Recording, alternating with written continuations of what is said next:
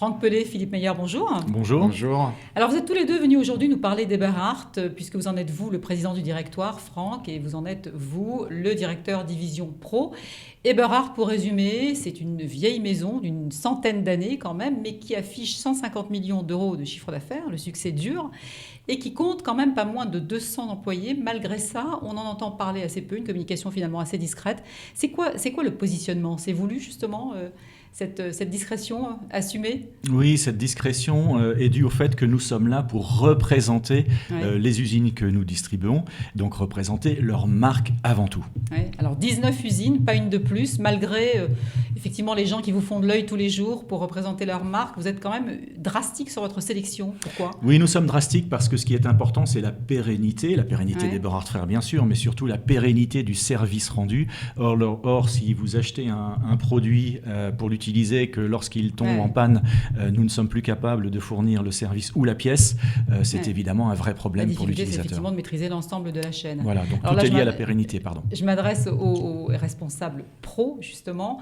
Ça va toucher qui dans les CHR? Ça touche quoi? Les postes de cuisson essentiellement? C'est du matériel de cuisson? Alors ça touche effectivement les matériels de cuisson, mais on a une offre complète pour équiper l'ensemble d'une cuisine professionnelle avec des gammes de froid, de lavage, de cuisson.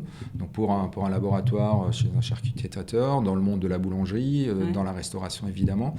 Et une offre également dans le traitement du linge, en buanderie, blanchisserie, maison de retraite, crèche, etc. Alors la qualité des installateurs est essentielle aussi, j'imagine. Donc la sélection se fait sur les mêmes critères que pour vos fabricants?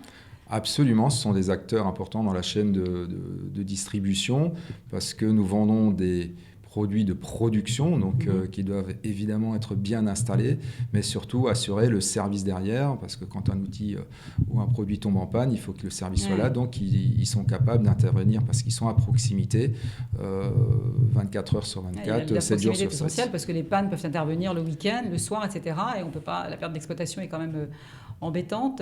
Donc ça veut dire qu'il faut qu'il y ait vraiment la même qualité d'un bout à l'autre de la chaîne. C'est ça en fait votre challenge quotidien.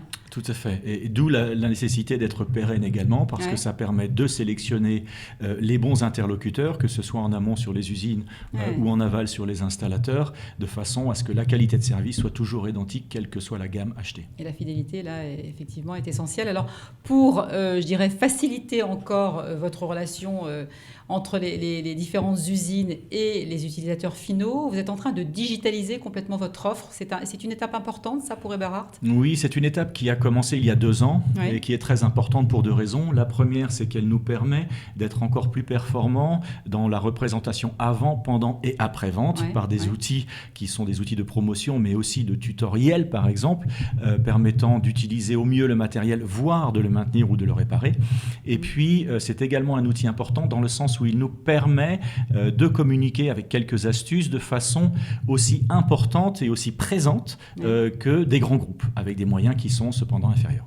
Et pour capter donc cette génération de millénials que vous voudriez éventuellement bien voir intégrer vos équipes, vous avez mis en place également des méthodes de e-learning?